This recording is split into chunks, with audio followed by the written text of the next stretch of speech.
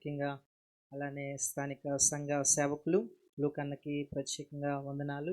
వందన సమర్పణ నిమిత్తము ప్రతి ఒక్కరి నిమిత్తము సేవకులు డేవిడ్ గారు వచ్చి ప్రార్థన చేస్తారు. మనకి తదుపరి రెండవ వర్తమానం ఉంది.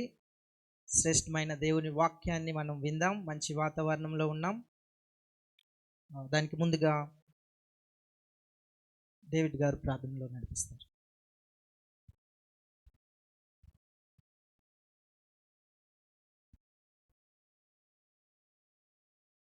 ప్రేమ పరిశుద్ధత కలిగిన తండ్రి, నిత్య నివాసి, నిరంతర స్తోత్రార్హుడా, నిన్న నేడు ఏకరీతిగా ఉన్న ప్రభువా, ఈ మహిమగల ఘననామానికి వందనములు, కృతజ్ఞతాస్తుతులు, స్తోత్రాలు చెల్లిస్తున్నాం. ప్రార్థించిన రీతిగా 16, 17 తారీఖులలో అద్వితీయంగా ఆది సంభూతుడమైనటువంటి నీవు ఆత్మీయమైనటువంటి సత్య సంగతులను వినేటువంటి ధన్యత, భాగ్యత ఈ పరిసర ప్రాంతానికి కూడి వచ్చిన వారందరూ కూడా మీరు చేకూర్చినందుకు కోట్ల కొలది స్తుతులు, స్తోత్రాలు చెల్లిస్తున్నాం. మరి నాయన తమ్ముడు లోకాన్ని మీరు ప్రేమించి తన కుటుంబం చెల్లి నిర్మల వాళ్ళు కలిసి ఈ సేవలో భారపూరితమైనటువంటి ఈ యొక్క పనిని నన్ను ఏకాగ్రత కలిగి అనేక నశించు ఆత్మలకు నాయన గొప్ప రక్షణ ప్రణాళికలు కలిగించడానికి, బలచబడుతున్న సంఘాలకు గొప్ప ఉజ్జీవాన్ని రగిలించడానికి కృప చూపారు. వందనాలు నాయన. మరి దైవదాసులు దోషకృపారాయ్ గారి కోసం వందనాలు. వయసు పైబడిన నాయన సంఘ సహవాస ఆత్మల భారం కలిగి నీ కుమారుడు వాటన్నిటిని కూడా బలహీనతలను వైదొలిగించుకొని దేవుని యొక్క కార్యనిర్వహణలో అలుపెరగినటువంటి ఆధ్యాత్మిక నాయకుడిగా కొనసాగుతున్నటువంటి విశ్వాస పోరాటాన్ని బట్టి కృతజ్ఞతాస్తుతులు, స్తోత్రాలు చెల్లిస్తున్నాం. నాయన అందరికీ ఆదర్శంగా, ఆత్మీయంగా ఒక మాదిరికరమైనటువంటి నాయకుడిగా ఉంచినందుకు స్తోత్రాలు. ఆ ఫలితాన్ని ప్రతి సేవకుడు, ప్రతి కుటుంబం పొందుకోవటానికి కూడా నీ కృపను, నీ దాసుని సాధనంగా వాడుకున్నారు. వందనాలు తండ్రి. మరి పిఎస్ స్వామి గారు కూడా మా మధ్యకు వచ్చి ఎంతో ప్రేమతో నాయన తన సమయాన్ని అర్థమయ్యే రీతిలో దైవ లేఖనాన్ని మాకు విరిచి వడ్డించినందుకు వందనాలు, స్తుతులు, స్తోత్రాలు చెల్లిస్తున్నాం. సోదరులు రాము గారిని బట్టి స్తుతిస్తున్నాం. అదే రీతిగా మరి నీ దాసుడు ఉదయకాలంలో సమయంలో కూడా నాయన స్పష్టంగా మరి నిర్మల గారి సోదరుడు నేను యషయ్య గారు అర్థవంతంగా మాట్లాడినందుకు వందనాలు. నీ కృపలో పాటల బృందాన్ని నడిపించిన వారందరి కోసం కూడా వందనాలు చెల్లిస్తున్నాం. లోక కుటుంబాన్ని ప్రత్యేక రీతిగా మీరు జ్ఞాపకం చేసుకోవాల్సిందిగా మనవి చేస్తున్నాం. రాబోయే దినాలు ఇంకా మేలైనటువంటి కార్యాలు జరిగించడానికి, ఇలాంటి సభలు ఇంకెంతగానో గొప్పగా జరిగించడానికి బిడ్డలు చదువుచుండగా నాయన వయస్యందు జ్ఞానమందు దేవునిదేందు అభివృద్ధిపరచబడ్డానికి కూడా సహాయం చేయండి. కుమారుడు దోషకృపారాయ్ గారు ఇప్పుడు దైవ సందేశాన్ని అందించబోతుండగా మీరుండి నీ దాసుని అభిషేకించి మా అందరితో కూడా ఈ చివరి వర్తమానంలో మాట్లాడాల్సిందిగా మనం చేస్తున్నాం. ఈ స్థలాన్ని ప్రభువా నాయన ఇచ్చినటువంటి చాపలి సుబ్బారావు గారి కుటుంబం, వారి అన్నదమ్ముల కోసం కూడా ప్రత్యేక రీతిగా ప్రార్థన చేస్తున్నాం. నాయన ఈ స్థలాన్నే కాదు ప్రభువా, వారి హృదయాల్ని దేవునికి ఇచ్చే ప్రతి అవసరం మహిమలో పొందుకోవటానికి కృపను దయచేయవలసిందిగా మనవి చేస్తూ సమస్తాన్ని నీకు అర్పిస్తూ యేసు కల్వరి ప్రేమలో స్తుతించి ప్రార్థిస్తున్నాము తండ్రి. ఆమెన్.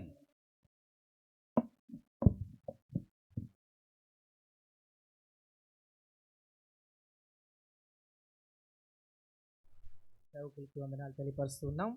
మరి ఒక వాక్యము మనం విందాం. మన మధ్య జోషి కెరాయ్ అంకుల్ ఉన్నారు, గౌరవ అధ్యక్షులు, గాస్పుల్ బ్యాండ్. చక్కటి దైవికమైన క్రీస్తు స్వరూప్యత కలిగిన జీవితం. ఈ యొక్క ఇటువంటి జీవితము ఈ కాలంలో కూడా మనము చూడవచ్చు. దేవుడు తన దాసుల్ని ఏ విధంగా దీనత్వంతో చక్కటి క్రీస్తుని పోలి జీవించే విషయంలో మనకెంతో మాదిరిగా ఉన్న జీవితం గాస్పుల్ బ్యాండ్ అధ్యక్షులు కోశికేరానికి ప్రేమతో ఆహ్వానిస్తూ ఉన్నాం. తను చక్కని దైవిక కుటుంబం కలిగి సంఘంలో సేవ చేయొచ్చు. అలానే గాస్పుల్ బ్యాండ్కి అనేకమైన సేవలు అందిస్తున్న అంకుల్కి ప్రేమపూర్వకంగా గౌరవంగా ఆహ్వానిస్తున్నాం.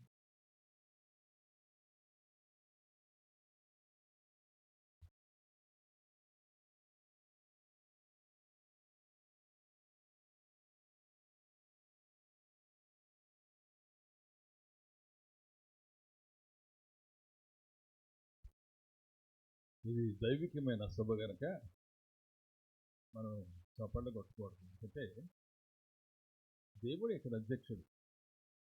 ఇక్కడ ఎవరు నిలబడినా కానీ కేవలం పరిచారకులు మాత్రమే. అంతేత ఆ హృదయాల్లో మనం ప్రార్థన చేసుకుంటూ ఈ కార్యక్రమం చివరి కార్యక్రమం అందుగా ప్రభు వైపు చూద్దాం. చిన్న ప్రార్థన. ప్రియమైన మా తండ్రి, ఈ దాసుని ద్వారా బలీయమైన వర్తమానం దయచేశారు. మీకు వందనాలు. అనేక మందిని మా ప్రభావ మీరు తీసుకుని వచ్చారు. మీకు వందనాలు. అయా లూకా గారి కుటుంబం మన సత్యమణిని నిర్మల గారిని బట్టి కూడా వందనాలు చెల్లిస్తున్నాం. కనబడకుండా ప్రార్థిస్తూ ఆమె చేస్తున్న గొప్ప పని కోసం కూడా వందనాలు. అటు గవర్నమెంట్లో ఈ రీతిగా తన భర్తకు సహకారిగా ఉంటూ చేస్తూ ఉన్న పరిస్థితి కోసం కూడా మీకే వందనాలు చెల్లిస్తూ మీ వాక్యాన్ని ధ్యానించబోతుండగా కనికరించాల్సిన మనం చేస్తూ యేసునామం పేరిట వేడుచున్నాం తండ్రి. ఆమేన్. అధ్యక్షుల వారు మాట్లాడుతూ జోషి కే రాయ్ గారు అన్నారు, ఒకసారి జమ్ముల పండుగని చోట 3 దినాలు సభలు పెట్టారు. అక్కడ వెళ్ళాను. మొట్టమొదటి రోజు అక్కడ ఏదో డాక్టర్స్ పనిచేస్తూ ఉంటారండి. వారు పిలిచారు. వారు ఆత్మీయంగా చాలా దగ్గరగా ఉన్నవారు కనుక వారు నన్ను 3 దినాల సభల కోసం వారు పిలిచారు. అధ్యక్షుల వారు ఆ దినాల్లో ఆ సంఘానికి చెందిన పెద్ద పాస్టర్ గారు. ఆయన ఏమన్నానంటే, మన మధ్య జోషి కిరాయి గారు ఉన్నారు, సాయగా సంతోషం అన్నారు.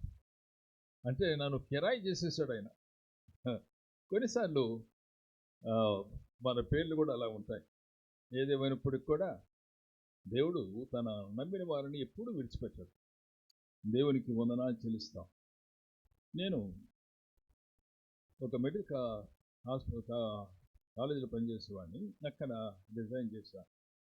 మా ప్రొఫెసర్ కూడా క్రైస్తవుడే. ఆయన అన్నాడు, జోషి నువ్వు రిజైన్ చేసి వెళ్ళిపోతున్నావు, నాకు కొంచెం బాధగా ఉందన్నారు. ఏంటి అన్నాడు. అన్నా నేను ఎలా పోషించబడతావు? అమెరికా నుండి ఏమైనా డబ్బులు వస్తాయన్నారు. లేవండి అన్నారు. ఇంకెవరన్నా సహాయం చేస్తారన్నా, అదే లేదన్నా. మరి ఎలా, ఏం చేయబోతున్నావు? అయ్యా నేను కాలేజ్ చదువుతుండగా నాకు సైకిల్ ఉంది, ఆ సైకిల్తో తిరిగి సేవ చేస్తాను, దేవుడు తప్పకుండా నన్ను నడిపిస్తాడు, పోషిస్తాడని. అది 1971 సంవత్సరం. ఆనాటి నుండి ఈనాటి వరకు కూడా ప్రభువారు నడిపిస్తున్నాడు. నాగటి మీద చేయబెట్టి వెనుకకు చూసేవాడు ఏముందండి, దేవుడి రాజ్యానికి పంతుడు కాదు. దేవుడు దీవెన మనల్ని దీవించే దేవుడు అండి. మన కష్టపడుతుంటే ఆయన ఏదో సంతోషించేవాడు కాదండి. ఆయన ప్రభు అని అన్నాడు, అయ్యా ప్రయాసపడి భారం మోసుకున్న సమస్తమైన వారలారా మీరు నా యొద్దకు రండి, నేనే మీకు విశ్రాంతి ఇస్తాను. కాని క్రింద రెండు ఎద్దులుంటాయి. పెద్దద్దు ఆయనే, చిన్నద్దు ఆయన వెంబడించేవారు. భారమంతా ఆయనదేనండి. ఆ రీతిగా సేవ చేస్తుంటారు. ఆ రీతిగానే దేవుడు నడిపిస్తుంటారు. తర్వాత మన అధ్యక్షుల వారు మాట్లాడుతూ సువార్త దళం నాయకులండి. సువార్త దళానికి ఒక నాయకుడు ఉండండి. అదంతా కూడా కలిసి పనిచేసే విధానం కొంతమందికి తెలియదండి. ఇప్పుడు ప్రార్థన చేసిన డేవిడ్ గారు, ఆ రీతిగానే మన లోకా గారి యొక్క ఆత్మీయ తండ్రి గారు, ముగ్గురు కూడా కలిసి ప్రార్థన చేసుకుంటాం. అదే ముగ్గురు కూడా కలిసి ఒకసారి బక్సింగ్ గారు చీరాలు వచ్చారు. వారి సహవాస మీటింగులు. అప్పుడు నేను బిఎస్సి చదువుతున్నాను. నా 1963వ సంవత్సరం. అక్కడికి నాకు తెలిసిన తెలుగు ఆయన మెడ్రాస్ నుండి వచ్చారు, అందరూ కలుసుకుందామని వెళ్ళాను.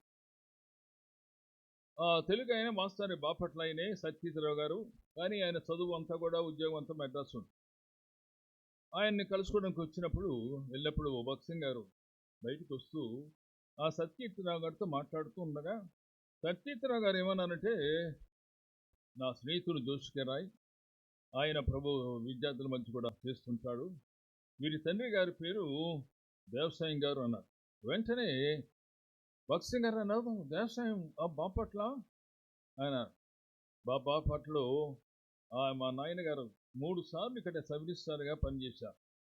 52వ సంవత్సరం నుండి కూడా పనిచేశారు. బాపట్ల అని అంటే నేను అన్నాను, మా నాయనగారు అక్కడ పనిచేసేవారండి, కానీ మా సొంత ఊరు చీరాలండి. ఆయన భక్సింగ్ గారు చాలా గొప్పవారు, ఆత్మీయ వ్యక్తి. కొంచెం వాక్యాన్ని చెప్పకముందు కొన్ని సందర్భాలు చెప్తానండి. భక్సింగ్ గారు చాలా పెద్దవాడైపోయారు. ఆయన 11 సంవత్సరాలు కోమలో ఉన్నారు. ఆయన కోమలో ఉండకముందు ఆయన ఆత్మీయంగా పెంచిన సహోదరి, ఆమె గవర్నమెంట్ కాలేజీలో లెక్చరర్గా పనిచేసేవారు, ఇప్పుడు లేరనుకొని చనిపోయారు. ఆ భర్త గారి పేరు దీనబంధ గారు. దీనబంధ గారు నేను స్నేహితులు కనుక దీనబంధ గారు ఈ సంఘటన చెప్పారు. అదేమంటే, ఇందిరా అనే ఆయన తన భార్య, ఆమె ప్రభువు నమ్మి ముంచులో బాప్తిస్టం తీసుకున్న తర్వాత గుంటూరులో వారి తండ్రి గారు ఇంట్లో నుండి వెళ్ళగొట్టేశారు. ఆ వెలుగొట్టిన సమయంలో భక్సింగ్ గారు ఆమెను సేదించి ఆ తర్వాత ఎంఏ కూడా చదివించారండి. ఆ తర్వాత ఆమెకి విజయవాడలోని గవర్నమెంట్ కాలేజీలో లెక్చరర్గా, ఇంగ్లీష్ లెక్చరర్గా పోస్టింగ్ వచ్చింది. ఆ తర్వాత దీనబంధ గారికి ఆమెతో వివాహం చేశాడు భక్సింగ్ గారు. భక్సింగ్ గారు కోమాకు వెళ్ళకముందు వీరిద్దరు కూడా భక్సింగ్ గారిని కలుసుకొని మాట్లాడదామని వెళ్ళారు. మాట్లాడుతుండగా భక్సింగ్ గారు, ఆమె పేరు ఇందిరా చాలా ఆప్యాయంగా ఉంటారు, సొంత కుమార్తెలాగా చూస్తుంటాడు. నేను 3 పొరపాట్లు చేశాను అన్నాడు. ఓటేమంటే, ఈ సహవాసాన్ని భక్సింగ్ గారి సహవాసం అన్నాడు. అది భక్సింగ్ గారి సహవాసం కాదు, దేవుడు ఏర్పాటు చేసింది. కానీ వారు ఇలా అంటుంటే నేను తీవ్రంగా అభ్యంతరం చెప్పలేదన్నాడు. అది పొరపాటు చేశాను, ఇప్పుడు ఎంతో బాధపడుతున్నాను. ఆ తర్వాత కొంతమంది పెద్దలు మేము కలిసి ఏం చేస్తామంటే వాగ్దానాలు తీస్తాం. ఈ వాగ్దానాలు తీస్తుండగా నా తప్పు ఉంటున్న పెద్దలు కొంతమంది కలిసి ప్రార్థన చేస్తారు. ఆఖరిగా నేను అంటా, అయ్యా వాగ్దానాలు తీశారు కదా, ఏం చెప్పానంటే, అన్నా పెద్దన్నా నువ్వే పెద్దన్నా. నేను ఏం చెప్పాలంటే, మనందరం కూడా కలిసి చేసిన పని కనుక నా మీదే పెట్టుతున్నారే అని అభ్యంతరం పెట్టలేకపోయాను. 3వ సంగతి చెప్పబోతుండగా అగడోనాంటి ఆయనకు పరిచయం చేసేవారు ఏమన్నారు, అయ్యా పెద్దవారు అలసిపోయారు అని. కనుక ఆయన ఏమన్నానంటే, ఇది భక్సింగ్ గారి సహవాసం కాదు, ఇది దేవుని బిడ్డల సహవాసం. కలిసి ప్రార్థిస్తుండగా వారేమన్నారంటే, అయ్యా భక్సింగ్ గారు నువ్వు పెద్దనవి, నీవేం చెప్తే అదే దేవుని వాక్కు అనుకున్నారు. ప్రియ సోదరులారా, దైవికమైన పని గురించి భక్సింగ్ గారు ఏం చెప్పారో ఈ దినాల్లో అనేక మంది వింటున్నామండి. మత్తయి సువార్తలో 10వ అధ్యాయంలో తీనకలేదని అది యేసు ప్రభు వారికి శిష్యుల యొక్క పేర్లు ఉన్నాయి. మీరు దానికి జాగ్రత్తగా గమనిస్తే 2 పేర్లు పక్కన సెమీకోలన్ ఉంటాయి. ఒక పేరు అయిన తర్వాత కామా ఉంటుంది, ఆ తర్వాత 2వ పేరు అయిపోయిన తర్వాత సెమీకోలన్ ఉంటాయి. అనగా ఇద్దరిగా ప్రభువారు తన యొక్క సువార్తను ప్రచురం చేయడానికి ఆయన 70 మందిని పంపినప్పుడు వారు ఇద్దరిద్దరిగా దేవుని యొక్క సంఘములో ఉన్నట్టు ఒక సిద్ధాంతాన్ని మనం మర్చిపోతామండి. అదేమంటే అది వీలు కాదండి, లేదా it's not a matter of convenience, it's a matter of doctrine. అదేంటంటే ప్రభు అన్నారు, ఎక్కడ 2-3 నా నామం పేరట అనగా నా అధికారములో కూడి ఉంటారో వారి మధ్య నేను ఉంటాను అని. ఇది కన్వీనియన్స్ కాదండి, ఇది సిద్ధాంతం. కనుక సువార్త దళము ఆ రీతిగానే ఇంతవరకు నడుస్తుందని, అంతకుముందు నడిచింది. సువార్తదళము అనగా ఇక్కడ దేవసాయం గారు సబ్ రిజిస్ట్రార్ ఉంటూ పనిచేసిన ఇంత ముందుగానే సైమన్ గారు, పీటర్ గారు ఆ పాత సంగతి గురించి జ్ఞాపకం చేస్తూ నాతో మాట్లాడారు. కానీ దేవసాయం గారితో మరి ముఖ్యంగా ఇద్దరు మహా గొప్ప దైవజనులు ఉన్నారు. ఒక ఆయనకి పేరు జాన్ లజరస్ గారు. ఆయన గూడూరు. ఆయన అనేక మందికి ప్రభు యొక్క మార్గాన్ని తెలియచేసిన వారు. అనేక మంది యవనస్తులని ప్రభు వద్దకు తీసుకుని వచ్చారు. భక్ష్య గారి సహవాసం ఉన్నటి పెద్దలు అరవిందం గారంటే యేసుదాస్ గారంటే వీరందరూ కూడా ఆయన పరీక్షలో రక్షించబడిన వారు. ఆయన man of very hard discipline అన్నమాట. ఆయన చాలా పెద్దవాడు. ఆయన ఏలే గారు వాక్య పండితుడు. ఈ ముగ్గురు కలిసి ప్రార్థించేవారు. దేవసాయం గారు, జాన్ లాస్ గారు, ఆ రీతిగానే ఏలే గారు. అనగా ఉమ్మడి పరిచర్య, దేవునిక పరిచర్య. ఏ ఒక్క వ్యక్తికి ఘనత రాకూడదని, ఏ ఒక్క వ్యక్తి కూడా ఏ విధమైన దండలు కానీ అంచేత ఎప్పుడైతే దేవుని దాసులు నిలబడ్డారో వారికి చప్పట్లు కొట్టాల్సిన అవసరం లేదు. ఎందుకంటే ఇది సహవాస పరిచర్య. ఇది ఏ ఒక్కనేక పరిచర్య కాదు. అంటే బలహీనులైన వారమే దేవుడు మనలను వాడుకుంటాడు. దేవుడు మనల్ని వాడుకుంటాడు. నేను ఎస్ఎల్ చదువుతున్న దినాల్లో ఎన్ డానియల్ గారు, ఎల్ఈఎఫ్ ఫౌండర్ గారు చీనాలో మీటింగ్స్ పెట్టారు. ఆ మీటింగ్స్ నేను వెళ్ళాను. ఆ మీటింగ్స్లో ఆ దినాల్లో భక్తి గారి సహవాసులు పనిచేస్తున్న యేసుదాస్ గారు మా నాయనగారికి చాలా దగ్గర, మా అమ్మగారికి కూడా దగ్గర. ఆయన అక్క అక్క అనుకుంటూ వస్తూ ఉంటారు. ఆయన ఏమనంటే ఎన్ డానియల్ గారిని కలుసుకుందాం. అయ్యా అన్న, అమ్మో వారు పెద్దవారు, నేను రాను అన్నాను. లేదు, నా పక్కనే ఉండన్నాడు. డానియల్ గారికి కలుసుకున్నాడు. అయ్యా నేను భక్తి గారి సహవాసం సేవకుడిని, మిమ్మల్ని చూద్దామని వచ్చాను, మీరు నా కోసం ప్రార్థన చేస్తారని అన్నా. ప్రార్థన చేశారు. ఈ అబ్బాయి ఎవరైనా అడిగాడు. దేవసాయం గారి అబ్బాయి. వెంటనే ఎన్ డానియల్ గారు ఏమన్నారంటే, అరే నువ్వు సుగుడమ్మ కొడుకువా అన్నాడు. నాకు ఆశ్చర్యం వేసింది. మా అమ్మగారి పేరు ఆయనకి ఎలా తెలుసు అని. ఆయన అన్నాడు, అరే నేను బిఏ చదువుకున్నా నోబుల్ కాలేజీలో. అప్పుడు నోబుల్ కాలేజీలో నీ బిఏ చదువుతుండగా ఫిజికల్ డైరెక్టర్ ఎవరంటే మీ తాతగారి, మీ అమ్మగారి నాయనగారు. అప్పుడు నేను మీ ఇంట్లోనే నేను ఉండి చదువుకునేవాడిని, మీ అమ్మని కూడా ఆడించేవాడిని. గమనించండి, పరిచర్య ఏ ఒక్కరి సొత్తు కాదండి. పరిచర్య నేను కష్టపడ్డాను, నేను సంఘం కట్టాను అనంటే సంఘం నువ్వు నేను ఎవరం కట్టలేమండి. ఇర్మియా గారు ఎంతగా ప్రయాసపడ్డాడు. ఇర్మియా గొప్పగా ప్రచురం చేసిన, ఆయన గుంటలో పెట్టబడిన, ఆనాడు ఆయన బ్రతుకున్నంత వరకు సంఘము కానీ ఇశ్రాయేల్ కానీ మారు మనసు పొందలేదు. ఆయన చనిపోయిన తర్వాత ఇశ్రాయేల్ జాతి ప్రభుకు వచ్చిందని. అందుచేత ఈ సహవాసాన్ని క్లుప్తంగా పరిచయం చేయాలని ఆశిస్తూ నేను ఈ విషయాలు మాట్లాడాను. ఈరోజు లూకా గారు తన యొక్క సతీమణి నిర్మల గారి గురించి ఆయన మాట్లాడుతూ ఎంతో దుఃఖించాడు. ఎందుకంటే లోటుపాట్లు ఉన్నాయి, బలహీనతలు ఉన్నాయి. వాటన్నిటిని కూడా ఆ సోదరి తన యొక్క భుజం మీద వేసుకొని భర్త గారిని ప్రోత్సహిస్తూ, ఏం దిగుపడనక్కర్లేదు, నీవు కొనసాగాల్సిందే.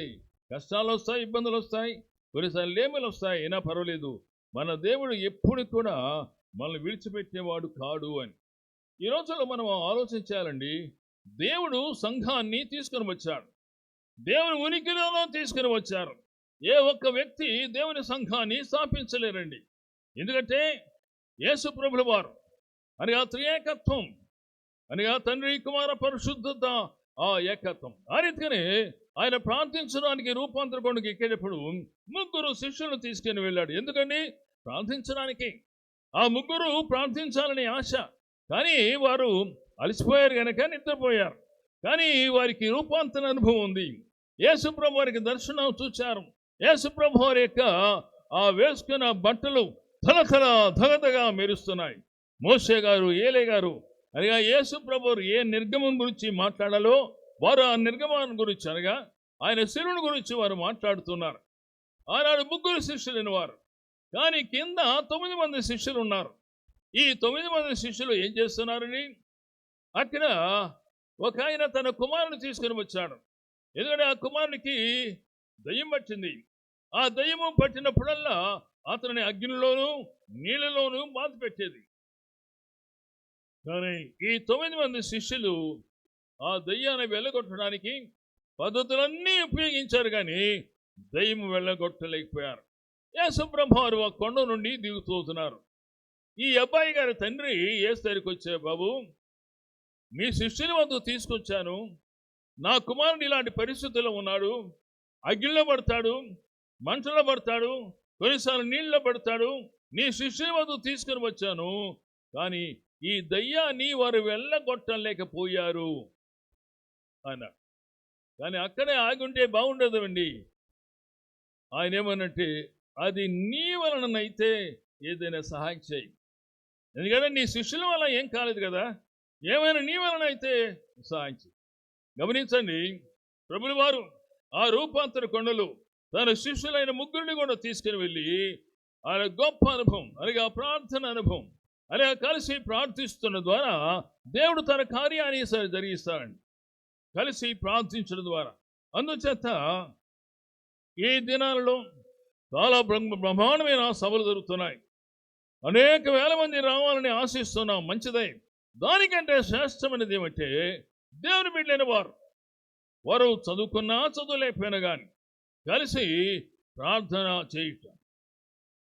నేను ప్రభును అంగీకరించిన కొద్ది ఆ సమయాలలో మురుగుడుపాడుకు చెందిన భూషణ్ గారు వచ్చేవారు, ఎందుకంటే అచ్చేనాల సభలు జరిగాయి, ఏలే గారు జాలస్ గారు ఉంటారు, అంచేత ఆయన వచ్చేవారు, మా ఇంట్లో ఉండేవారు.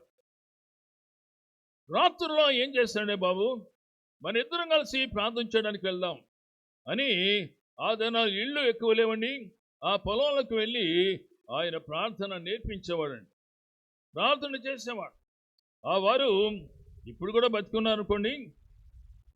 ఆయన భూషణ గారు చీరాలలో బాపట్లోనే ఆయన సెటిల్ అయిపోయారు, సాల్వేశ్వరంలో చాలా కాలం పనిచేసిన ఆయన. అని ఆ ప్రార్థన చాలా ముఖ్యమండి. ఈ దినాలలో దేవుని బిడ్డలైన వారు ప్రార్థిస్తుండగా దేవుడు గొప్ప కార్యాలు చేస్తుంటారండి. దయచేసి క్లుప్తంగా దేవుని వాక్యాన్ని ధ్యానం చేద్దామండి. లూకా సువార్తలు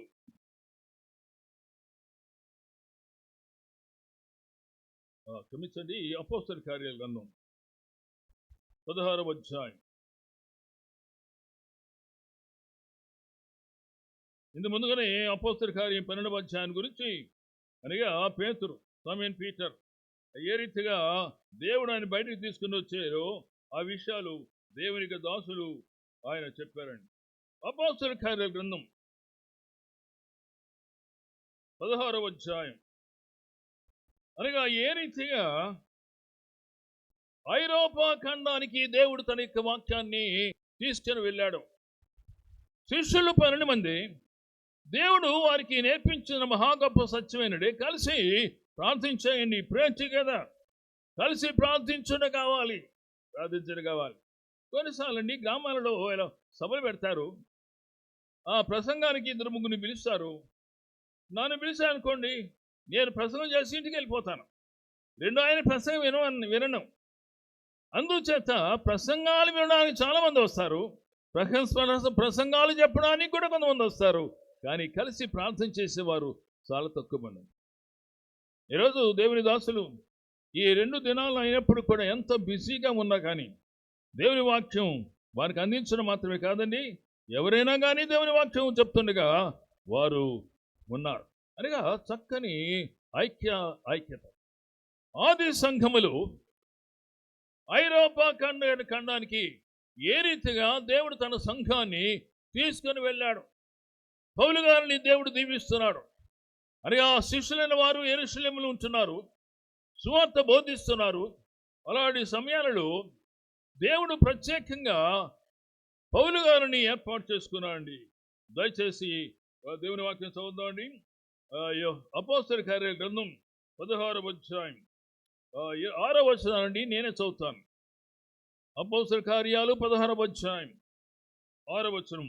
ఆసియాలో వాక్యము చెప్పకూడదని పరిశుద్ధాత్మ వారిని ఆటంకపరిచినందున వారు ఫ్రుగియ గలతీయ ప్రదేశముల ద్వారా వెళ్ళిది మరియు ముసియ దగ్గరికి వచ్చి బితీనకు వెరడుకు ప్రయత్నం చేశారు. యేసు యొక్క ఆత్మ వారిని వెళ్ళనివ్వలేదు. అంతటా వారు ముసియని దాటిపోయి త్రోయకు వచ్చిరి. అప్పుడు మాసిదోనియా దేశస్థుడు నిలిచి నీవు మాతో నీకు వచ్చి మాకు సహాయం చేయమని తనను వేడుకొనుచున్నట్టు రాత్రి వేళ పౌరులకు దర్శనము కలిగింది. అతనికి ఆ దర్శనము కలిగినప్పుడు వారికి సువార్త ప్రకటించుటకు దేవుడు మమ్మను పిలిచి ఉన్నాడని మేము నిశ్చయించుకొని వెంటనే మాస్తోనీకు బయలుదేరి వెళ్ళాం. దేవుడు కొన్నిసార్లు సువార్తగా మనం వెళుతున్నా, సువార్త కొరకు కొన్ని గ్రామాల కోసం ప్రార్థిస్తున్నా, కొన్నిసార్లు ఏమంటారంటే, బాబు అలా కాదు నాయనా, వేరే చోటకు వెళ్ళాలి, ఆసియాల వాక్యం చెప్పాలి, మా వారు అనేక మంది ఉన్నారు, అరే ఆ పౌలు గారు కూడా ఆసియా దేశస్తుడే, యూదుడైన వాడే అని అందుచేత మా వారికి యూదులైన వారికి సువార్త చెప్పాలని ఆశతో ఉంటే పరిశుద్ధాత్మ దేవుడు వారిని ఆటంకపరిచాడు. ఎలా ఆటంకపరిచాడో మనకు తెలియదండి. కొన్నిసార్లు ఏం చేస్తారంటే పరిశుద్ధాత్మ దేవుడు నువ్వు మనకు ప్రేరేపణ దయచేయడు. మనం ఎంత ప్రార్థన చేసినా ఏది వెళ్తామన్నా కానీ ప్రేరేపణ చేయడు, అక్కడే ఆపేస్తాడు. మరొక సమయాలు ఏం చేస్తాడు, మనకు ఏదో జ్వరము, తలనొప్పు అలాంటివి తీసుకొని వస్తాడు. ఎందుకంటే దేవుని యొక్క ప్రణాళికలు ఎలా ఉంటాయో మనం చెప్పలేమండి. ఒకనాడు తిరుపతి వెళ్ళాం, నేను మన సోదరులు ఇద్దరం వెళ్ళి అక్కడ 3 దినాలుండి, మాకు ఎవరు తెలియదు, నాకు మాత్రం ఒక ఆయన తెలుసు, ఇక్కడ అగ్రికల్చర్ కాలేజీ చదువుకున్నాయన, కానీ ఆయన కూడా మాతో సహకరించలేదు. ఆ 3 దినాలు మేమే సైకిల్ వేసుకుని అటు చుట్టూ తిరిగి ఓ చోట మీటింగ్స్ ఏర్పాటు చేశాం. ఆదివారం సాయంకాలం తిరిగి నేను రావాలి, ఆయన తిరిగి మెడ్రాస్ వెళ్ళాలి. భయంకరమైన తలనొప్పి అండి, భయంకర తలనొప్పి. ఎప్పుడైతే తిరుపతి దాటానో తలనొప్పి ఆగింది. నా సోదరికి జ్వరం, ఆయన ట్రైన్లో మెడ్రాస్కి వెళ్ళాలి, ఆయన ఎప్పుడైతే తిరుపతి దాటాడో ఆయనకున్న జ్వరం తగ్గిపోయింది. ఎందుకంటే సైతానుడి కార్యాలు, ప్రార్థన సరి అయిన ప్రార్థన అనుభవం లేకపోతే, మనం వెనకాల ప్రార్థన చేసేవారు లేకపోతే కొన్నిసార్లు దేవుడు ఏం చేస్తాడంటే ఆటంకపరుస్తాడు. మరలా అక్కడ వెళ్ళాల్సి వచ్చినప్పుడు ఏమైందంటే తెలిసిన వారికి కార్డులు రాసినయా, మేము వెళ్ళిపోతున్నాం, మా కోసం ప్రార్థన చేయండి. అక్కడ తిరుపతికి కానీ వెళ్ళిపోతే ఒకవేళ హైందువులు క్షమించవచ్చు. అక్కడ మనం ఎలా గమనిస్తామంటే చీకటి శక్తుల యొక్క ప్రభావం అక్కడ ఉన్నట్టుగా గమనిస్తాం. ఒక ఆమె ఉందండి, ఆమె మిస్ రాజరత్నం అంటారు. ఆమె టీచర్గా పనిచేసి ఆమె రిటైర్ అయిపోయింది. ఒక నాకంటే సీనియర్ సామెల్ జన ఆయన ఉద్యోగం అడగచ్చు, టీచర్ ఉద్యోగం. ఎక్కడ అవకాశం దొరకలేదు ఉండడానికి. ఆ తల్లిగారి దగ్గరికి వెళ్ళి, అమ్మా నేను ఇక్కడ ఉద్యోగం సంపాదించుకున్నాను, ఇక్కడ పని చేస్తానని. ఈ మిస్ రాజరత్నం గారి పని బట్టి ఉదయాన్నే లేస్తుంది, తిరుపతి కొండ మీదుగా తిరిగి కూడా ఆమె పాటలు పాడుతుంటుంది. ఆమె గురించి నేను వినదేమంటే, నేను ఆ ముసలామాయన్ని తర్వాత చూశానండి.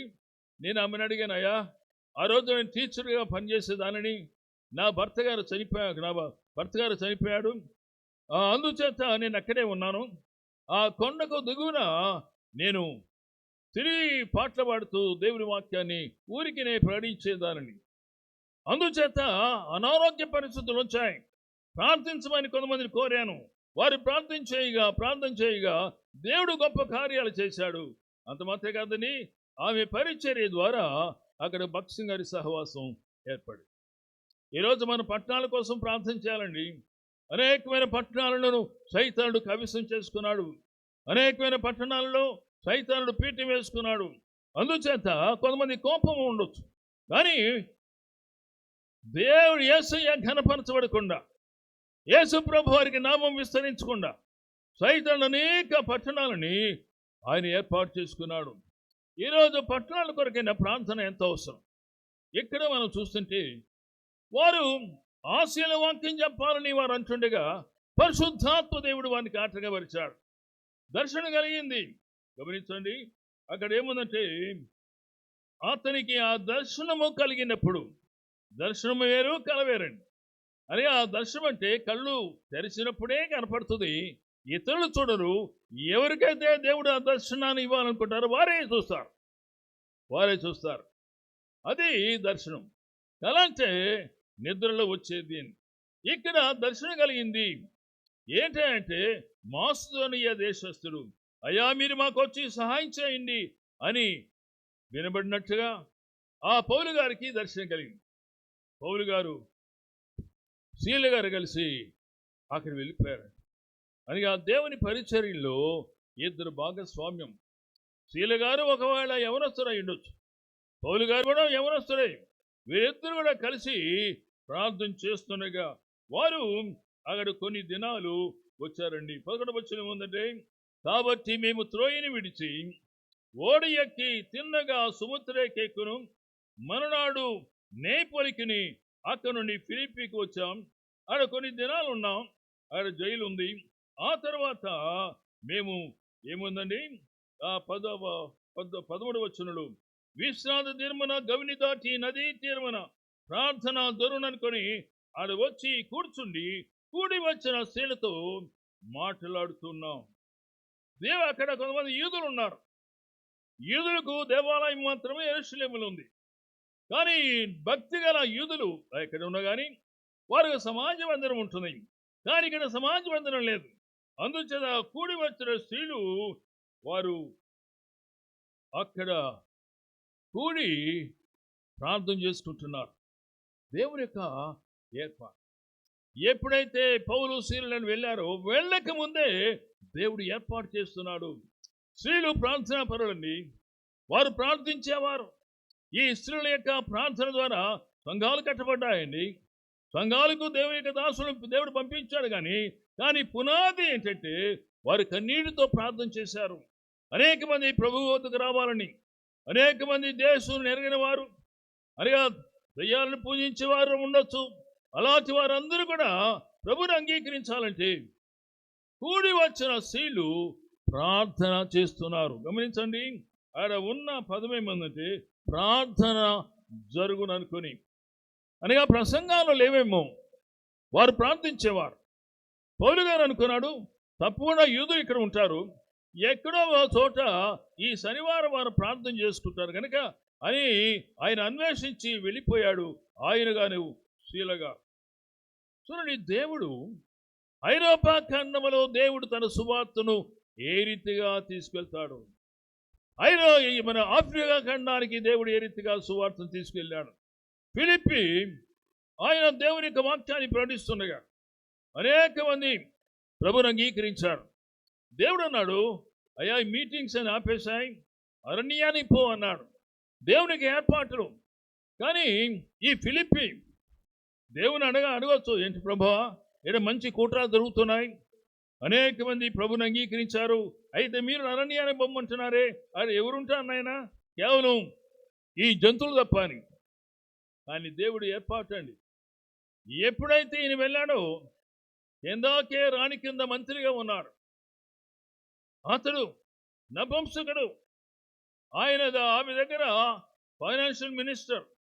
అతడు దేవుని వాక్యాన్ని చదువుతున్నాడు. యెషయా గ్రంథాన్ని 53వ అధ్యాయాన్ని చదువుతున్నాడు. అందులోకి దేవుడు చెప్పాడు, ఫిలిప్పు నువ్వు వెళ్ళి కలుసుకో. ఆయన పరిగెత్తును వెళ్ళి కలుసుకున్నాడు. కనుకొని, అయ్యా మీరు వాక్యం చదువుతున్నారు కానీ మీకు అర్థమవుతుందా? అయ్యా నాకు మార్గదర్శకుడు కావాలండి. వెంటనే ఆ నపుంసకుడు ఏమన్నా అంటే, నీవు వచ్చి ఈ రథం మీద కూర్చో. దేవుని యొక్క వాక్యాన్ని, అనగా యెషయా గ్రంథం 53వ అధ్యాయం అది చదువుతుండగా 53వ అధ్యాయం ఎవరి గురించి వ్రాయబడింది? యేసు శిలువ గురించి వ్రాయబడిన సంగతి ఆయన వివరంగా తెలియచేశాడు.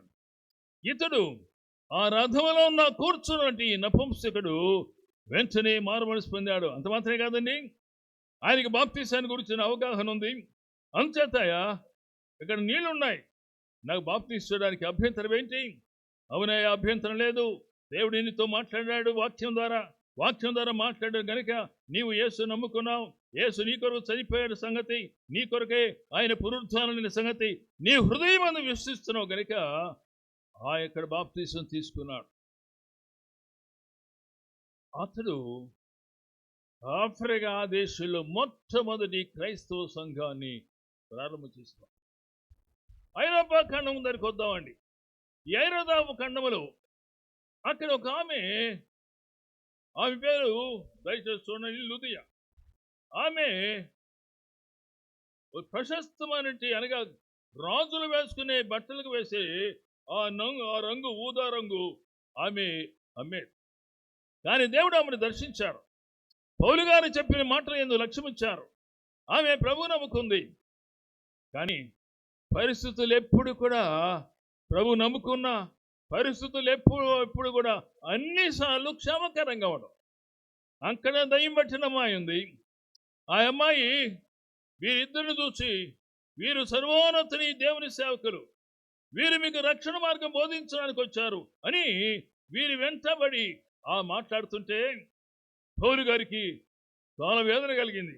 అమ్మాయి యవనస్తురాలు, యవన కాలం ముందు ప్రభువుని ఎరగాలిగిన అమ్మాయి, కానీ దయ్యం చేత పీడించబడుతుంది.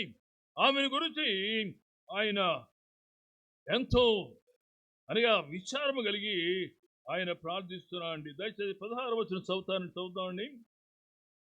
మేము ప్రార్థనా స్థలమునికి వెళ్ళుచునగా పుతోనాను దయ్యం పట్టిన దయ్యం శోధ చెప్పుడు చేత తన యజమానులకు బహులాభము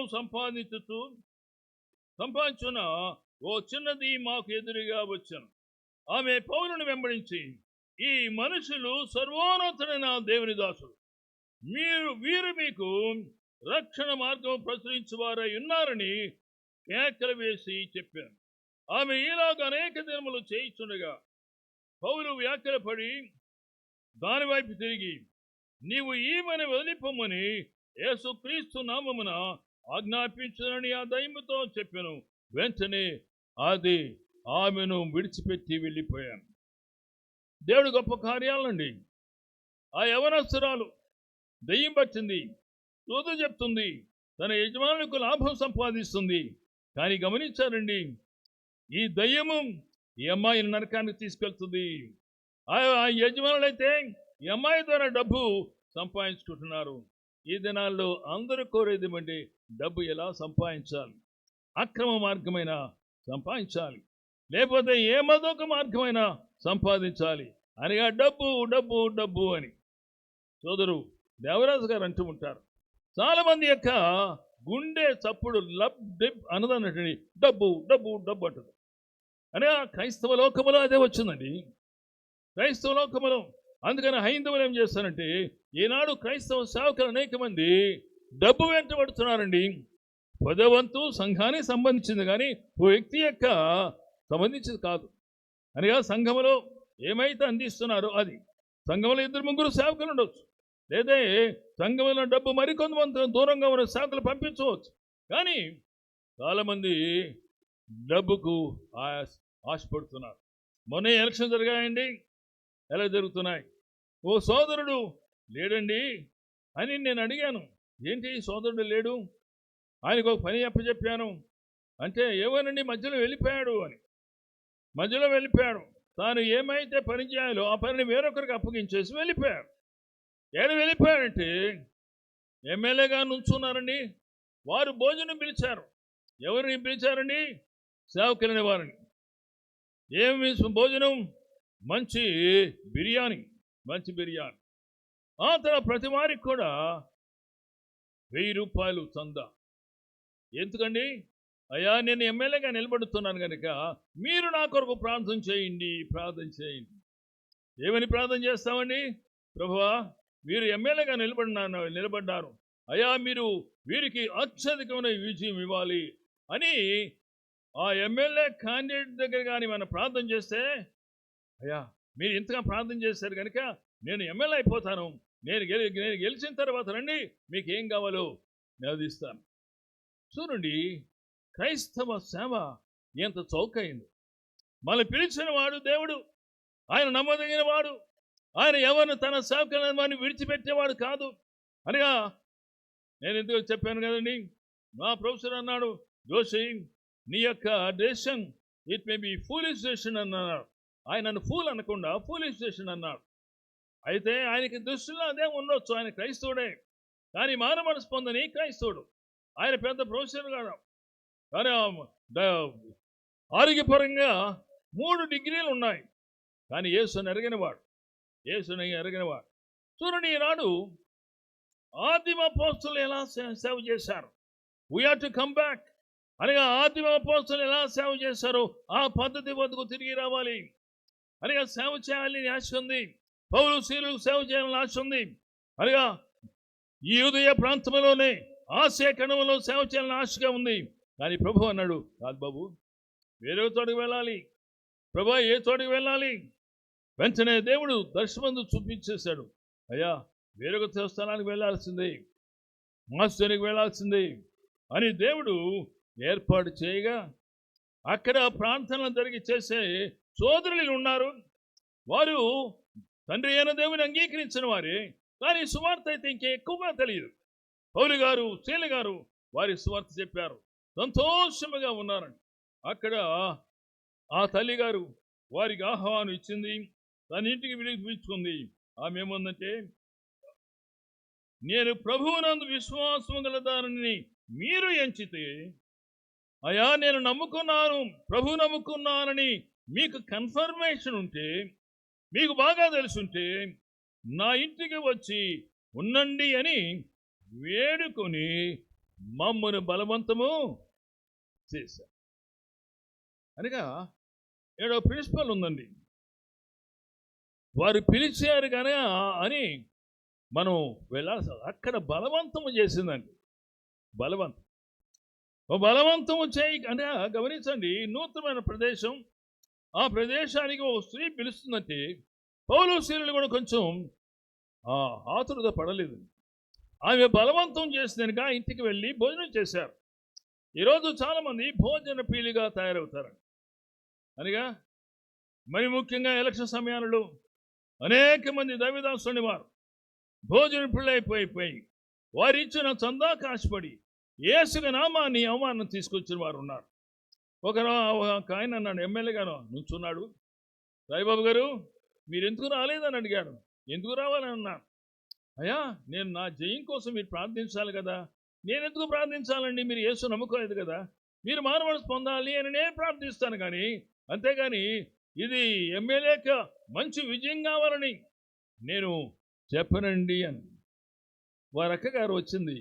అక్కగారు అన్నారు, సాయిబాబు గారు, అయ్యా ఈ దినాల్లో మంచి వాతావరణం కోసం ప్రార్థన చేయండి అన్నారు, కానీ ఆమె కూడా మా తమ్ముడి యొక్క విజయం కోసం ప్రార్థన చేయమని అడగలేదు. చూడండి, ఈనాడు క్రైస్తవ సేవకులము ఎంత చౌకబారి అయిపోయామని. ఇక్కడ ఆమె బలవంతం చేశాను. ఎలీషా గారు ఆయన ఒక ఊరికి వెళ్తుంటే ఒక ఇంటిలో బస్ చేసేవారు. ఆమె శూనేమీయురాలు, ఆమె యూదురాలు కాదు. ఆమె అంటుంది తన భర్త గారితో, అయ్యా మన యొద్దకు వస్తూ పోతున్నవారు ఏమండి, ఈ నిజముగా దైవజనుడు, indeed he is a man of God అనగా ఎక్కడ మనం ఆమె గుర్తెరిగింది? భోజనం దగ్గర గుర్తెరిగిందండి. భోజనం దగ్గర ఆతృతగా కొన్నిసార్లు భోంచేస్తాం. దేవుని దాసులు వస్తే ఒక ఆయన అన్నాడు, ఒక దైవదాసురాలు ఇంటికి వెళ్ళాడండి. ఆమె పేదరాలు, 2 కోడిగుడ్లు ఉడకబెట్టి పప్పు వేసిందంట. ఏమా దైవదాసులు ఇదేనా మీరు పెట్టేది? చూడండి, అనగా దేవుని నామాన్ని ఎంత తక్కువగా చేస్తాం. మిమ్మల్ని పిలిచిన వాడు నమ్మదగిన వాడు, ఆయన మీకు భోజనం పెట్టేవాడు, ఆయన మీ ప్రతి అవసరాన్ని తీర్చేవాడు. ఎప్పుడంటే ఆయన ఎదురు కనిపెట్టినప్పుడు. కొన్నిసార్లు లేమిగా కనబడవచ్చు, కానీ ఆ రోజు కూడా దేవుని దాసు చెప్పారని ఏలే గారి గురించి, దేవుడు ఏలియాని కాకులతో పోషించాడు, మరొక దైవ సేవకుని ఆ చిన్న ఉడతల ద్వారా ఆయన పోషించాడు. దేవుడు నమ్మదగిన వాడండి. అనగా ఆ పట్టణానికి వెళ్ళారు, ఆయన దేవునికి రాజ్యాన్ని ప్రారంభం చేయాలి, దేవునికి హుకుమది, దేవునికి ఆజ్ఞది, తెలిసిన వారు ఎవరు లేరు అనుకుని వెళ్ళగా దేవుడు ఈ లూది అనే ఆమెను దేవుడు ఏర్పాటు చేశారు. ఆమె ప్రభు నమ్ముకుంది, బాప్తిసం తీసుకుంది. ఆ తర్వాత కష్టాలు ప్రారంభమైపోయాయి. ఈ యొక్క దయ్యం పెట్టిన అమ్మాయి, ఆ అమ్మాయి రక్షించబడింది. కానీ ఆ ఇంటి వారికి మాత్రం కోపం. ఈ రోజుల్లో డబ్బు మీదే అనేక మంది ఆలోచన కలిగి ఉండాలి. డబ్బులు ఎలా సంపాదించాలి. పూర్వకాలం ముందు ఉద్యోగాలలో చాలా తక్కువ డబ్బులు వచ్చాయండి. ఈ దినాల్లో చాలా ఇంటి దగ్గర ఉండే పనిచేస్తూ నెలకి 50,000 రూపాయలు సంపాదించేవారు చాలామంది ఉన్నారు. అది తప్పేం కాదండి, కానీ డబ్బు ఎక్కువ వస్తుంది. కానీ అనేక మంది తెలియకుండానే డబ్బును పోషిస్తూ ఉన్నారు, డబ్బును పూజిస్తూ ఉన్నారు. ఆనాడు పుతోననే దయ్యం పట్టిన అమ్మాయి వారికి నష్టం కలిగించింది, కానీ ఆమె రక్షించబడింది. ప్రజలు ఎప్పుడు కూడా అనగా ఏ రీతిగా దోచుకోవాలి అని దాని గురించి ఆలోచిస్తారు. కానీ ఓ వ్యక్తి ఏ రీతిగా మారుమనసు పొందాలి, ఆ వ్యక్తి ఆధునిక యుగంలో ఏ రీతిగా చక్కగా పెరగాలి అని ఆలోచన చేయరండి. ఈ దినాల్లో వ్యాపారానికి ఎక్కువ ప్రాముఖ్యత ఇస్తున్నారు, కానీ దైవత్వానికి ప్రాముఖ్యత ఇవ్వరు. అనగా వారు నమ్మిన దేవతో వాళ్ళు వెళ్ళి పూజ చేయడానికి ఇష్టపడతారు, కానీ నిజమైన దేవుని వద్దకు వచ్చి ప్రభువా నా ఆత్మీయ జీవితాన్ని సరిచేయమని వారు చెప్పరు. ఈ సంఘటన యావత్తును కూడా నేను చెప్పడం లేదని క్లుప్తంగా ముగించుకుందాం. మనందరూ కూడా తెలిసిన సంఘటనే. ఆ తర్వాత ఆ యొక్క ఇంటి వారు, ఆయన దయ్యం పట్టిన అమ్మాయి యొక్క ఆ యజమానుడు పౌలు గారిని శీల గారిని పట్టుకొని, వారికి లాభ సాధనం పోయింది కనుక పౌలు శీలను పట్టుకొని గ్రామపు చావిడిలోని అధికారుల వద్దకు తీసుకొచ్చారు. అధికారులు వారు కొట్టారు, ప్రజలు కూడా కొట్టారండి. మనం చూస్తుంటే ప్రజలు కొట్టారు. చూడండి 22వ వచనంలో, అప్పుడు జనసమూహం వారి మీదికి దొమ్మిగా వచ్చెను, న్యాయాధిపతులను వారి వస్త్రములు లాగివేసి వారి బెత్తములతో ఆ కొట్టవలనని ఆజ్ఞాపించరి. వారు చాలా దెబ్బలు కొట్టి వారి చెరసాలలో వేసి భద్రముగా కనిపెట్టవలనని చెరసాల నాయకుడికి ఆజ్ఞాపించరు. ఇదే అండి సేవ. ఇది సేవ అనగా ఆత్మ రక్షించబడింది. ఓ వ్యక్తి అమ్మాయి యమనస్తులు రక్షించబడింది.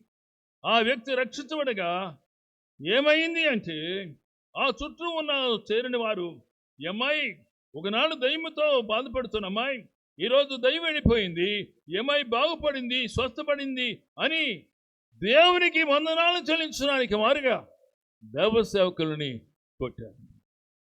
దైవ సేవకులు కొట్టబడ్డారు. చెరసాలలో నాయకుడు మళ్ళా వారి ఇద్దరిని కూడా భయంకరంగా కట్టాడండి. 24వ వచనం ఉందండి.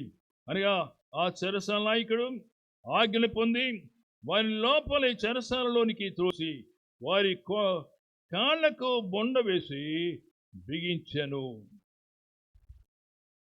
గమనించండి, సంఘాలు కట్టబడాలంటే శ్రమ. సంఘాలు అనగా ప్రభువు నమ్మిన సంఘాలు, అనగా యేసు రక్తము ద్వారా అనగా శుభ్రం చేయబడిన సంఘాలు. అది నీతి అవసరం. పెద్ద పెద్ద భవంతులు ఉండొచ్చు, పెద్ద పెద్ద మందిరాలు ఉండొచ్చు. వాటికంటే ముఖ్యమైనది ఏంటంటే దేవునికి దాసులని వారు ఆ ఇద్దరు పౌరశీలులు ప్రార్థన చేస్తున్నారు. వారు పౌరశీలులు వాక్యం ప్రకటిస్తున్నారు. ఫలితముగా మేలు జరిగిందే కానీ ఆ తర్వాత భయంకరమైన కీడు వారిద్దరిని కూడా జైలు వేశారు. వారు ఏం చేశారండి? అక్కడ చక్కని మాట రాశారండి. చదువుతారా? 25వ వచనం ఎవరు చదువుతారండి? అయితే మధ్యరాత్రి వేళ పౌలును శీలయు దేవునికి ప్రార్థనలో చేయుచు కీర్తనలు పాడుతున్నారు, ప్రార్థన చేస్తున్నారు. ఓ పక్క రక్తం సవిస్తుంది, దెబ్బలు కొట్టారు. వాస్తవానికి దెబ్బలు, అయ్యా నాకు పౌర హక్కు ఉందని ఆయన బహిరంగంగా చెప్తే వారి దెబ్బలు పడవు. కానీ ఆ చెప్పడానికి వీలు లేకుండానే వారు భయంకరంగా కొట్టారు. పౌలు గారికి గాయాలు పడుతున్నాయి, పౌలు గారికి రక్తం స్రవిస్తుంది. కానీ వారిద్దరు ఏం చేశారండి? ప్రార్థన చేస్తున్నారు, కీర్తనలు పాడుతున్నారండి. కీర్తనలు అనగా దేవుని యొక్క వాక్యం అని, అనగా డ్రమ్ము కొట్టుకోవడం కానీ తబల కొట్టుకోవడానికి కాదండి. కీర్తనలు ప్రభువుని ఆరాధించే కీర్తనలు, ఆయన ఏమై ఉన్నాడని చెప్పే కీర్తనలు. అనగా కీర్తనలు వేరు, పాటలు వేరు. కీర్తనలు అనగా దేవుని నామాన్ని, దేవుని వాక్యాన్ని గర్పరిచేవి. వారు కీర్తనలు పాడుతుండగా దేవుడు అన్నాడు, బాబు మీకు మ్యూజికల్ ఇన్స్ట్రుమెంట్ లేవు కదా, నేనే చేస్తానని భయంకరమైన భూకంపాన్ని తీసుకుని వచ్చాడు. దేవుడు గొప్ప కార్యాన్ని చేశాడు. కరెంటు పోయింది, అన్నీ పోయాయి. ఆ యొక్క జైలు యొక్క తలుపులన్నీ తెరవబడ్డాయి. చెరసాల నాయకుడు అంటున్నాడు, చూశాడు, అందరూ వెళ్ళిపోయారని కానీ తాను చంపుకొనబోయాను. పౌలు గారు ఏమన్నా అండి, అయ్యా నేనేమి చంపుకోవద్దు, మేమందరం ఇక్కడే ఉన్నాం. చూడండి, జైల్లో ఇతర ఖైదీలు ఉన్నారు, వారు కూడా పోలేదండి. ఎందుకంటే ఈ దేవుని బిడ్డల యొక్క ప్రార్థన, దేవుని బిడ్డల యొక్క కీర్తనలు పాడుట ఎవరు కూడా పారిపోకుండా చేసిందండి. జైల్లో వారు ఉన్నారు, వారికి భయంకరమైన శిక్ష రేపో మాపో పడుతుంది. కానీ ఎప్పుడైతే దేవుడు తన సేవకులైన వారిని ఎలాంటి పరిస్థితుల్లోనండి సూటు బూటు టై కట్టుకోలేదండి, అనగా వస్త్రాలన్నీ కూడా పెరిగివేశారు, వారి బెత్తాలతో కొట్టారు. వారి పౌలు గారు శీల యొక్క దేహము ఎక్కడ చూసినా గాయాలే ఉన్నాయి. కానీ వారు ప్రార్థన చేస్తున్నారు, కీర్తన పాడుతున్నారు. ఈ దినాలు ప్రభు కోరేదండి, నీవు ఇలాంటి కష్ట సమయాలలో నన్ను గురించి స్తుతిస్తావా? నన్ను గురించి కీర్తన పాడతావా? కీర్తన పాడటానికి పక్కనే ఏ వాయిద్యము లేకపోయినా కానీ కీర్తన పాడుతావా? మనం కీర్తన పాడాలంటే మన వెనకాల ఈ వాయిద్య సహకారం అవసరం. నిజమే, మంచిదే. కానీ ఆ దినాల్లో వారికి వాయిద్య సహకారం దేవుడే ఇచ్చారండి భూకంపం ద్వారా. వెంటనే ఏ చెరసాల నాయకుడు అయితే, ఏ పోలీస్ ఆఫీసర్ అయితే వాడిని కొట్టాడో అతడు వణుకుతూ వచ్చాడు, అయిలరా రక్షణ పొందుకు నేనేమి చేయాలి? అవునండి, ఐరోపా ఖండములో సువార్త అందించబడింది. దేవుని ఆశ ఏంటంటే మనం ఐరోపా ఖండానికి పోనక్కరలేదు. మన ఇంటి పక్కనే ఉన్నారు, ప్రభువుని ఎరగని వారు ఉన్నారు, అనేక మంది యవనస్తులు ఉన్నారు. ప్రభువుని ఎరగకుండా మత్తు పదార్థాలకి వాళ్ళు లోనైపోయిన వారు. గమనించండి, ఈ దినాల్లో పూర్వ దినాలలో ఇక్కడ వస్తుంటే మనకు అర్థమవుతాయండి. సీసాలు అమ్ముతుంటారు, ఎందుకంటే కళ్ళు తాగడం మానేశారని సారాయి తాగుతున్నారు. ఈ సారాయిని కాస్తున్నారు, దాని ద్వారా కొన్ని మరణాలు కూడా వస్తున్నాయి. కానీ ఇప్పుడు యవనస్తులు ఏం చేస్తున్నారండి, మత్తు పదార్థాలు నిండిపోయాయి. చిన్నవారు చనిపోతున్నారండి. నేను ఒక తల్లిని అడిగానమ్మా, మీ అబ్బాయి కనపడటం లేదే అన్న, చచ్చిపోయాడన్నా. ఎంత వయసు? 15 సంవత్సరాలు. ఏమైంది అన్నా? చెప్పలేనన్నా. ఎందుకంటే ఆ అమ్మ విధవరాలు.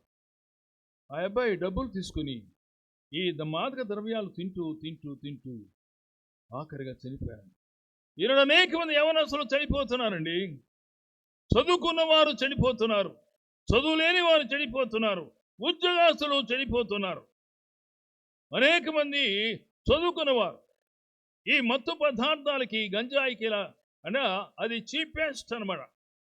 కానీ ఢిల్లీ యూనివర్సిటీ పోతే ఖరీదైన వాటిని వారు తింటున్నారు. ఆ రీతిగానే సినిమా యాక్టర్స్ కూడా వేసుకుంటున్నారు. వారిని సైతానుడు ఏ రీతిగా బంధించాడు అని. బంధింపబడిన వారు అనేక మంది మన చుట్టూ ఉన్నారండి. ఈనాడు వారికి ఎవరు వాక్యం చెప్తారు? ఆనాడు మాసిన దేశస్థుడు పౌలు గారితో కలలో అనగా దర్శనం చెప్తున్నాడు, అయ్యా నీ మాకు వచ్చి సహాయం చేయండి. ఈనాడు అనేక మంది అయ్యా మాకు సహాయం చేయండి అని కోరుతున్నారు. ఏ జరిగినా కానీ క్రైస్తవ పేటలో జరుగుతున్నాయి. కానీ ఏ మహాసభలు జరిగినా కానీ క్రైస్తవులు వస్తున్నారు. కానీ తక్కన వారు రావద్దా? వారు ప్రభువుని అంగీకరించవద్దా? వారు ప్రభువుని నమ్ముకొనవద్దా? అవునండి. అందుచేత ప్రభు అన్నాడు, మీరు వెళ్ళి వారికి సువార్తను ప్రకటించండి. మాకు సువార్తలో 15 వచనంలో ప్రభు తన శిష్యులు తన మాట ఏమన్నారండి? కాబట్టి మీరు వెళ్ళి, ఇంగ్లీష్లో బుక్ ఉందండి. ఆ బుక్ యొక్క అర్థం ఏదేముందంటే, గోయి మీన్స్ యూ. నీవు పోవాలయ్యా, నీవు రక్షించబడి ఉంటే నీవు వెళ్ళాలి, ప్రార్థన చేయాలి. రక్షించబడక అనేక మంది మన చుట్టూ ఉన్నారు. అనేక మంది దేవుణ్ణి ఎరగక అనేక మంది నిత్య నరకానికి వెళ్ళిపోతున్నారు. వారికి తెలియదండి, డబ్బు సంపాదన ఉంది కానీ హృదయంలో నెమ్మది లేదు. ప్రసంగి గ్రంథం అంతా అదేనండి. ప్రసంగి గ్రంథం అంతా ఉదాహరణ చూద్దామండి. మొదటి అధ్యాయం ఆఖరి 2 వచనాలు చదువుతారా?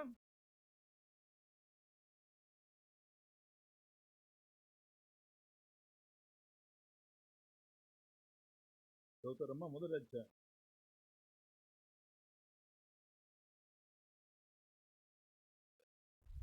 ఎవరైనా చదవండి.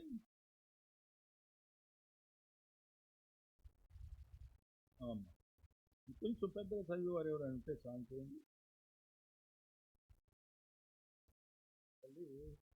నాకు అదండి.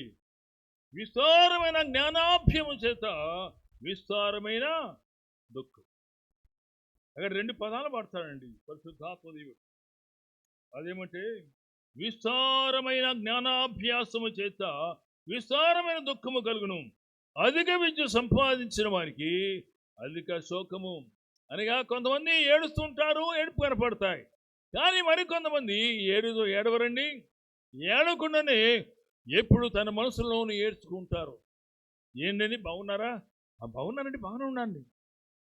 అనేక మంది బాగున్నాం అనుకొని ఏడుస్తూ చనిపోతున్న వారు ఉన్నారండి. ఆర్థికంగా మంచి లాభాలు ఉన్నాయి, విద్యాపరంగా మంచి ఉద్యోగం ఉంది, ఉద్యోగపరంగా అన్నీ ఉన్నాయి. వారు ఎంతో గొప్ప ధనవంతులు. అధిక విద్య సంపాదించిన వారికి అధిక శోకం. అనగా ఒంటరిగా ఉన్నప్పుడు ఏడుస్తూ ఉంటారండి. సగటు మనిషి ఈనాడు ఏడుస్తున్నాడు. నేను చనిపోతే నేను ఎక్కడ వెళ్ళిపోతాను, నాకు నిజమైన ఆనందం ఎక్కడ ఉంది? ప్రసంగం అంతా కూడా ఆ ప్రశ్నల యొక్క పరంపరే. అక్కడ ప్రసంగి ఆఖరుడు ఆయన దానికి సమాధానం చెప్తున్నా అండి. అది 12వ అధ్యాయం 13వ వచనం. ఇదంతా విని తర్వాత తేలిని ఫలితార్థం ఇదే: దేవుని యందు భయము భక్తి కలిగి ఆయన కట్టడలను అనుసరించి నడుచుటే మానవ కోటికి ఇదే విధి. అయ్యా దేవుడు మానవ కోటికి ఏం విధి ఇచ్చాడంటే, అయ్యా దేవుని వద్దకు రా, దేవుని వద్దకు వచ్చి ప్రార్థన చేయి, నీ జీవితాన్ని ప్రభుకి. ఆఖరి వచనాలు చూడండి. గూఢమైన ప్రతి అంశం గురించి దేవుడు విమర్శ చేయనప్పుడు ఆయన ప్రతిక్రియను అది మంచిదే కానీ చెడ్డదే కానీ తీర్పులోనికి తెచ్చాను. There is a judgement seat. విశ్వాసమైన వారికి కూడా జడ్జిమెంట్ ఉందనుకోండి. అది 2 కొరింథీ 5వ అధ్యాయం. ప్రతి వారికి కూడా దేవుడు వారికి అనుగ్రహించిన వరులను బట్టి, దేవుడు అనుగ్రహించినట్టు అనేకమైన కృపలు బట్టి దేవుడు వారిని విమర్శ చేయబోతున్నాడు. మనిషికి ఇది ఇంకా అర్థం కాలేదండి. Man doesn't no he has to face God. దేవుడు మనకు అన్నీ ఇచ్చారండి, దేవుడు ఇవ్వంది ఏమైనా ఉందా అని గమనించండి. చంద్రమండలానికి వెళ్ళేవారు, గాలి తీసుకెళ్తున్నారు. ఈ గాలి ఉచితంగా మనము అనుభవిస్తున్నాం. కానీ పైకి వెళ్ళాలంటే అక్కడ గాలి లేదు కనుక ఈ గాలిని తీసుకెళ్ళాలంటే ₹1,00,00,000 వెళుతున్నారు. ఎన్ని వరాలు దేవుడు మనకు అనుగ్రహించాడండి. మన చుట్టూ ఎన్నిటినీ దేవుడు అనుగ్రహించాడు. నీరు కానీ ధాన్యం కానీ ఇవన్నీ కూడా దేవుడు అనుగ్రహించాడు. కానీ ఎంత అనుభవించిన తర్వాత, దేవా నీవెవరునైనా, నా జీవితం మీద నీకు హక్కు ఎలా ఉంది? కానీ ప్రభు అంటున్నాడు, ప్రభు అయ్యా నేను నీ కొరకు వచ్చాను, నీ కొరకు రక్తం కార్చాను, ఈ రోజైనా కానీ నాకు నీ హృదయం ఇవ్వవా అని ప్రభువారు ప్రశ్నిస్తున్నారు. అయ్యా దేవుని గురించి మాట్లాడారు, అయితే దేవుడు ఎవరను అని ఈ రీతిగా ఓ చోట మాట్లాడుతుండగా ఓ యవనస్తుడు అడిగాడు, అయ్యా నిజమేనండి, మాకు చాలా బాధాకరంగా ఉంది కనుక ఈ దేవుడు ఎవరు మాకు తెలియదండి అని ఆయన అంటున్నాడు. బైబిల్లో దానికి సమాధానం ఉందండి. ఫిలిప్పీయులకు రాసిన పత్రిక 2వ అధ్యాయం నేనే చదువుతానండి. ఆయన అనగా క్రీస్తు ప్రభువు వారు దేవుని స్వరూపం కలిగిన వాడయుండి దేవునితో సమానముగా ఉండుట విడిచిపెట్టని భాగ్యమని ఎంచలేదు. కానీ గమనించండి, మనుషుల పోలికగా పుట్టి, మనుషుడు స్థలానికి సమయానికి పరిమితమైన వాడు, దేవుడు అనంతుడు. దేవుడికి కాలం కానీ ఏది కూడా దేవునికి అడ్డం రాదు. ఈ మనుషుడికే అడ్డం. మనం స్థలానికి సమయానికి పరిచయమైన వారం, అయినా దేవుడు నిత్యం ఉండే దేవుడు. ఆ దేవుడు నీకు కొరకు నా కొరకు ఈ లోకానికి వచ్చారండి. ఆయన అంటున్నాడు, ఆయన మనుషుల పోలికగా పుట్టి దాసుని స్వరూపము ధరించుకుని తను తానే రిక్తునిగా చేశాను. ఆయన రిక్తుడిగా అయిపోయాడు. ఆయన ఆకారమందు మనుషుడిగా కనబడి మరణము పొందినంతగా, అనగా శిలువ మరణం పొందినంతగా విధేయత చూపినవాడై, గమనించండి, శిలువ మరణం భయంకర మరణం. రేపు గుడ్ ఫ్రైడే. శిలువను గురించి అనేక మంది ఆలోచిస్తున్నాం, అయినా కానీ మనకు అందదండి. పరలోకమందుల దేవుడు ఆయన దైవత్వాన్ని యావత్తు కూడా అక్కడే విడిచిపెట్టి మనుషులుగా వచ్చి నేను పొందవల శిక్షను, నీ పొందవల శిక్షను ఆయన పొంది సువార్తను బోధించాడు. ఈనాడు రక్షించబడిన వారితో అంటున్నాడు, నేను నీవు రిక్తునిగా చేసుకుంటావా? నేను రిక్తునిగా చేసుకున్నాను. నిన్ను నీవు రిక్తునిగా చేసుకొని నీ గౌరవం కాదు, నీ కొరకు ప్రాణం పెట్టిన యేసయ్య గౌరవము, ఆ గౌరవం కోసం నేను నిలబడతావా? ఆయన శిలువ మరణం పొందినంతగా తను తగ్గించుకున్నాడు. ఈరోజు ప్రభు పక్షంగా తగ్గించుకునేవారు కావాలి. ప్రభా, నీవు ఎంతగా తగ్గించుకున్నావు కదా, ఆకాశమును అక్కడ ఉండి సమస్తాన్ని ఏలుతున్న నీవు నా కొరకు నాయన తగ్గించుకున్నావు కదా. అయ్యా, నీ కొరకు తగ్గించుకోవడానికి నాకు నేర్పించండి ప్రభువా అని ప్రార్థన చేసుకుందామండి. సో డేవిడ్ గారు వచ్చి ప్రార్థన నేర్పిస్తారు. హృదయాల్లో ప్రార్థన చేసుకుందాం. దేవుడు నిన్ను రక్షించాడు. ఈ రక్షణ వర్తమానాన్ని నీవు ఇతరులకు అందించాలని ప్రభు కోరుతున్నాడు. అందుచేత ఆయన రిక్తులుగా చేసుకున్నాడు. నీవు నేను కూడా ఆయన పక్షంగా రిక్తులుగా ఉండాలి. దాని కొరకని మన జీవితాలను, హృదయాలను సిద్ధం చేసుకున్నాం. ప్రార్థన చేసుకుందాం.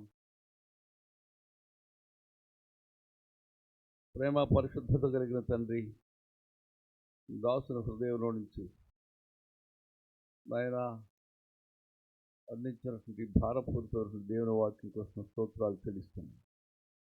పౌలు శీలల యొక్క జీవితాలలో నాయన ఎలాంటి గొప్ప కార్యాలని మీరు చేసి ఆ యొక్క లుదియా కుటుంబాన్ని, పుతోనుదయం పట్టినటువంటి ఆ యొక్క వ్యక్తి జీవితాన్ని, చెరసాల నాయకుని జీవితాన్ని మీరు కట్టారయ్యా. ఈనాడు అనేక జీవితాలు నాశనానికి, జోగాడి నరకానికి సిద్ధపడుతుండగా ప్రతి ఒక్కరు కూడా నాయన తండ్రి సత్యసువార్త విని యేసు ఏమై ఉన్నాడో అర్థం చేసుకుని నాయన ఈ లోక విధానాన్ని నుంచి విడిపించబడ్డానికి సహాయం చేయండి. ఈ వాక్యాన్ని నాయన ఈ 2 దినాల్లో సవిస్తరంగా, ధారాళంగా మీరు వినిపించారు. వందనాలు తండ్రి. అందించబడినటువంటి ఈ వాక్యానికి ఈ పరిసర ప్రజలందరూ కూడా వారి హృదయాలు దేవునికి ఇవ్వడానికి సహాయం చేయమని పరిచయం చేసిన నీ దాసును బట్టి వందనాలు చెల్లిస్తూ యేసుక్రీస్తు కృపగల నామములో స్తుతించి ప్రార్థిస్తున్నాము తండ్రి. ఆమేన్. ప్రభు యేసు రక్తమే జయము, పోవాది క్రియలకు లయము. ప్రభు యేసు రక్తమే జయము, పోవాది క్రియలకు లయము. ప్రభు యేసు రక్తమునకు సంపూర్ణ విజయం, పోవాది క్రియలకు అంత నాశనం. హల్లెలూయా. స్తుతి స్తోత్రం. ఆమేన్. జయ యేసు, జయ యేసు, జయ జయ క్రీస్తు, జయ క్రీస్తు, జయ జయ యేసు, జయ యేసు, జయ జయ క్రీస్తు, జయ క్రీస్తు, జయ జయ రాజా, జయ రాజా, జయ జయ రాజా, జయ రాజా, జయ జయ స్తోత్రం, జయ స్తోత్రం, జయ జయ స్తోత్రం, జయ స్తోత్రం.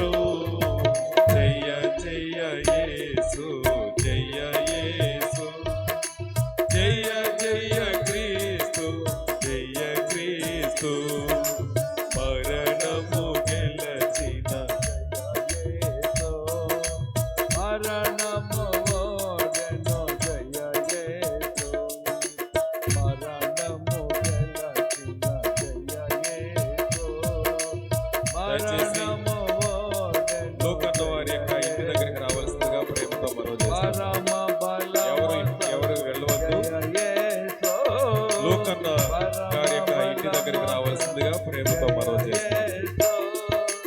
శరణము నీవే జయ యేసు శరణము నీవే జయ యేసు జయ యేసు జయ యేసు జయ జయ క్రీస్తు జయ క్రీస్తు సాతాను గెలచిన జయ యేసు సాతాను ఓడెను జయ యేసు సాతాను గెలచిన జయ యేసు సాతాను ఓడెను జయ యేసు పాతవి గతించి జయ యేసు పాతవి గతించి జయ యేసు దాతవు నీవే జయ యేసు దాతవు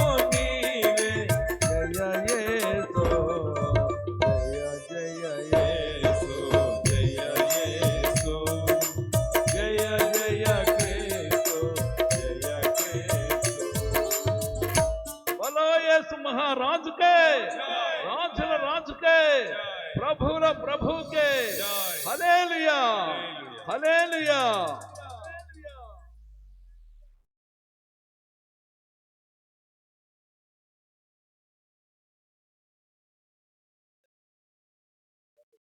వార్తదళం విజయ ధ్వజం ఎత్తెను నేడే ప్రభు యేసు ముందు నడువ సాగెను నేడే ప్రభు యేసు ముందు నడువ సాగెను నేడే సువార్తదళం సిలువ వేయబడిన క్రీస్తుని చాటను మన పాపములు భరించిన ప్రభుని చూపను సిలువ వేయబడిన క్రీస్తుని చాటను మన పాపములు భరించిన ప్రభుని చూపను వీరలు రారే భారము మనదే వీరలు రారే భారము మనదే మరణములు జయించిన శ్రీ యేసు శక్తితో మరణములు జయించిన శ్రీ యేసు శక్తితో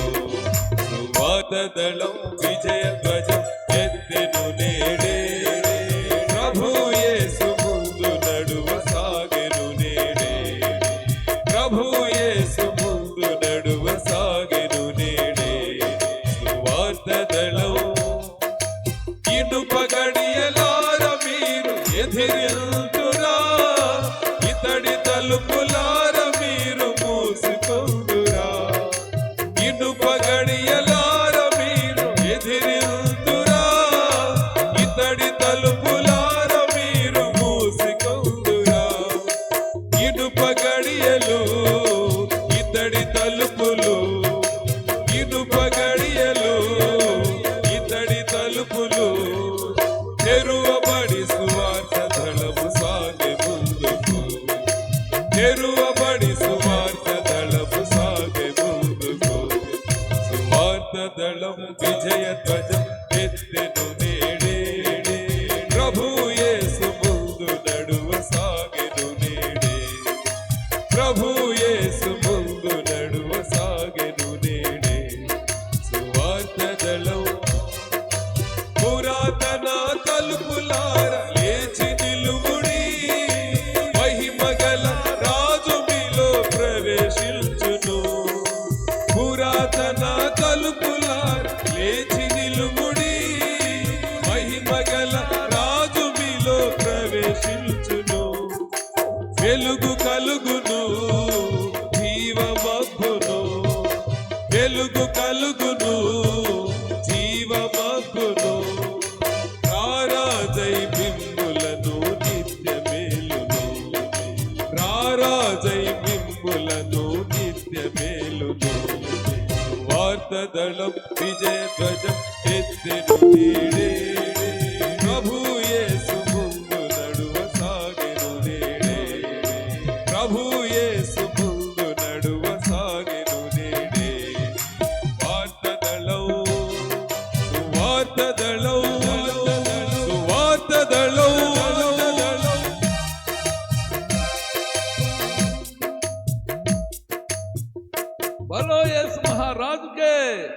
రాజుల రాజుకే, ప్రభువుల ప్రభుకే. హల్లెలూయా, హల్లెలూయా.